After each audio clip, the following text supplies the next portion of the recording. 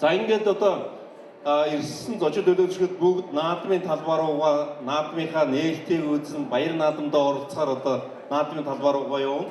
Тэгэхээр энэ одоо хэсэг бол бидний одоо ахуйчдгээний уулзвар энэ цагдаагийн газрын урд талаас дээшээ нөгөө наадмын талбай руу явсан энэ зам талбайд хажуудлын орчин ногоон байгууламжаар бас хийчихвэл ирээд наадамдаа явж байгаа зочид төлөөлөгчид маань бас аятаа тухтаа сэтгэл ханамжтай сайхан явах юмаа гэдэг байдлаар бид нар энийг бас ингэж тогтчуулах зүйтэй маа гэж байгаа. За мөн одоо энэ кино театрын уулзвар дээрээс бас дээдлийн нөгөө нэг замын уулзвар хүртэл энэ орчныг бас ингэж бүрдүүлж ажиллая гэдэг. Энэ нийтдээ нэг гудамжийг тогтчуулахад л нийтдээ 350 гаруй сая төгрөгийн одоо төсөв өртөх хэрэг шаардлагатай байгаа юм. Тэгээ хоёр ажил нийлэлээрээ 700 орчим сая төгрөгийн ажлууд болох юм аа гэж одоо үзэж байгаамаа.